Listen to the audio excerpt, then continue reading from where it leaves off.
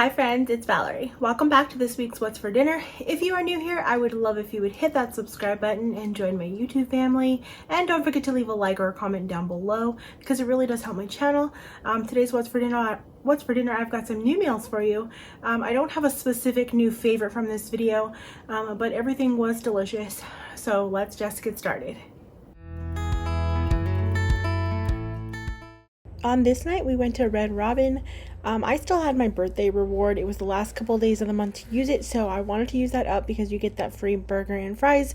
So I figured we'd go there, and I tried something new. I actually don't even remember the name of the burger, but they have a new brisket burger, and my boyfriend got that one, and wow, his was really amazing. But we enjoyed our time there.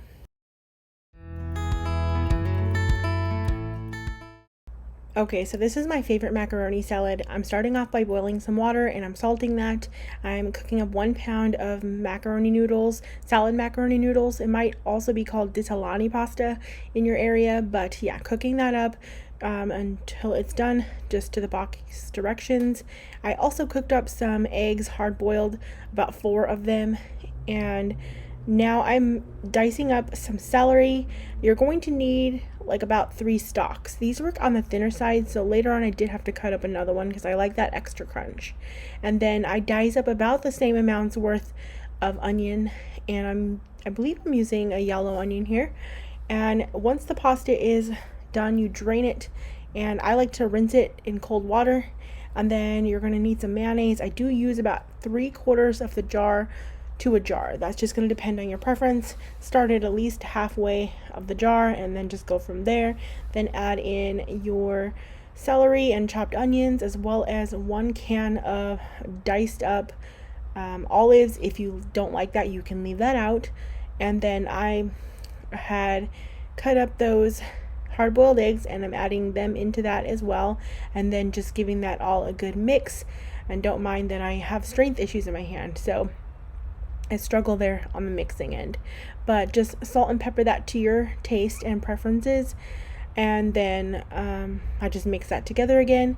Also, I did make this the night before we were having it because I do think that it tastes better after it's had time for all those flavors to like come together. And I will like refresh it with some additional mayonnaise the day of. I will taste test it first and add a little bit more because that macaroni salad pasta really just absorbs some of that. Now this was for Memorial Day, so I did get some just like marinated chicken from the meat market, and we're just gonna throw that on the grill. I love an opportunity to throw some meat on the grill.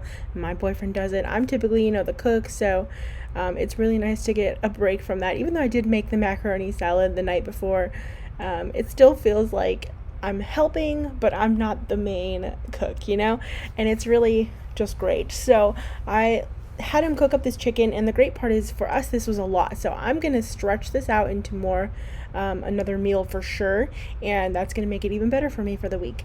And I also just used some of this garlic herb seasoning to grill up some zucchini.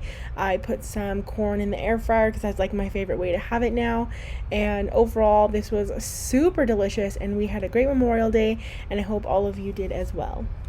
And I don't really show desserts on here very often because I don't make dessert too often. I typically cook more than I make dessert.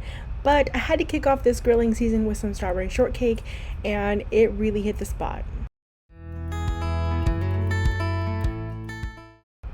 Okay, so recently I had seen Megan from Megan's Kitchen make like just barbecue hot dogs, and I was like, wow, I haven't had that in so long. So I just took a pack of hot dogs, stuck them in the Ninja Foodie grill, and then I just do like medium heat in the grill for about 8 minutes. I was supposed to pull them out at 6 minutes to put this barbecue sauce on them, but I ended up forgetting. So I let them go all the way. They burst open. It's okay, they taste the same. And I'm just brushing all sides of the hot dogs with the barbecue sauce.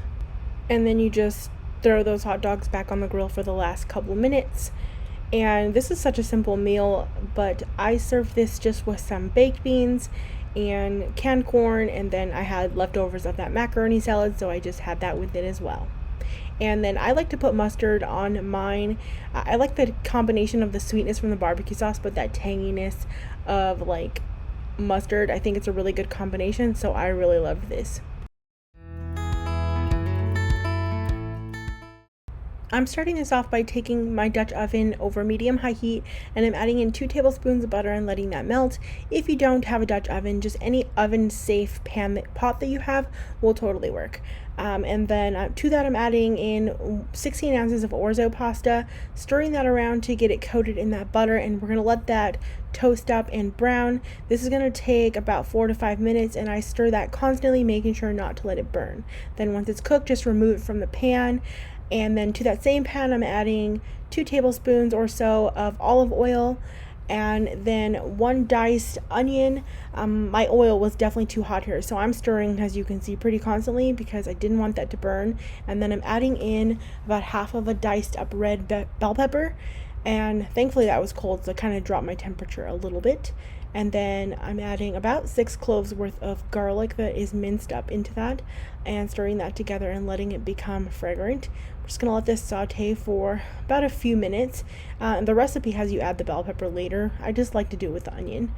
And then to that I'm adding 1 pound of ground beef. I just pushed that vegetable mixture to the side, and mine's a little bit frozen, my ground beef, so I'm just kind of working it there.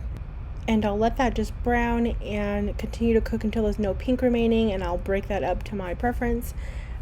If you have really greasy meat, you're going to want to drain that.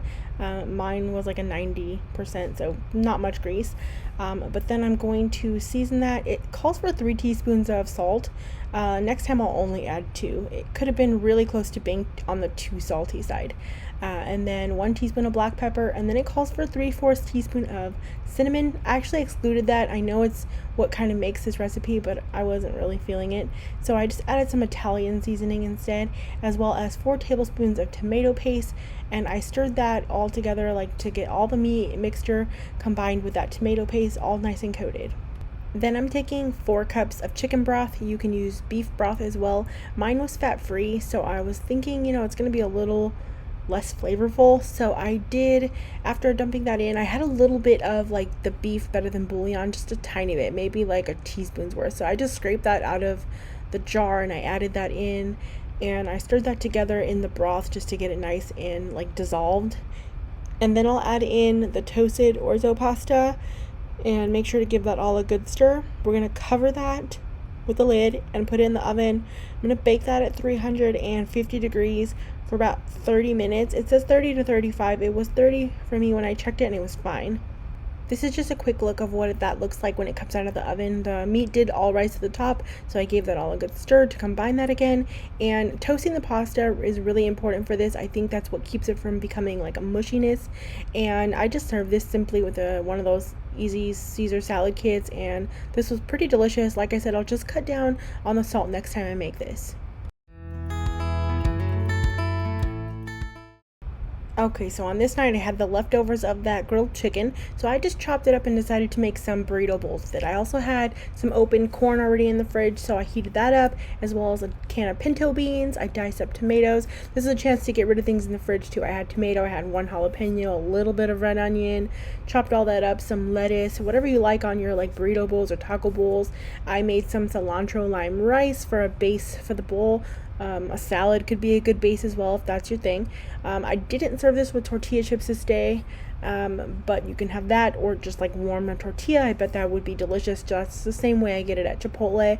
And I added some cheese and sour cream, and I really enjoyed this because I always love a good like deconstructed taco or put together taco, so this was delicious. I needed a super quick and easy meal this night, so to a bowl I'm adding about a cup and a half's worth of shredded chicken, and I just have this already shredded rotisserie chicken. Now I am halving the recipe, so I will link the original in the description box down below. I forgot to cut the chicken because I was in such a rush, so quickly I just took these shears right in there to the bowl and just chopped that up really quick, just for some more bite-sized pieces. Then I added in 1 can of cream of chicken soup, and then these frozen mixed vegetables. It says I'll need a cup and a half for this, so I added that in, and then about a half a cup of mozzarella cheese, like shredded mozzarella cheese, and about a half a cup of some mixed cheddars that I have there, and then a 1/4 teaspoon of black pepper, and I'm just giving that all one good stir. I greased the bottom of a 8x8 baking dish, and I'm just pouring that all into the bottom. I'm going to press it out into a nice even layer. Then I am taking 8 biscuits. These are grand biscuits, so it was a little bit more than I needed for this recipe. But I'm just cutting them into fourths, and I'm putting them in a bowl with 1 tablespoon of melted butter and just stirring those to get them coated. And I am going to just put those on the top of this casserole dish. Now, see, there's some issues here. So I put them all on there. Maybe it's a little bit overcrowding, but while this was baking, and I was baking this also at 375 degrees for 20 to 25 minutes, I had to pull this out and flip the biscuits because the tops were brown, the bottoms were mushy, as you can see there. So I flipped them over. It was a little bit of a hassle. Good thing I read the comments on the recipe while it was baking. I read the comments, saw people saying that they had the same issue, and I was like, So I did do that, and this is what it came out afterwards. So it did work out fine, but it was a step that I wouldn't have liked to have done, especially crammed with time like that. I would have just put the biscuit pieces into their own baking dish, like next to the casserole part, and then I would have just put them on after they were baked. They would have browned on the tops and bottoms, and we would have enjoyed that better. Now, yeah, the bottoms you could leave a little bit soft. They will remind you a little bit of like a dumpling, I guess, if you wanted that.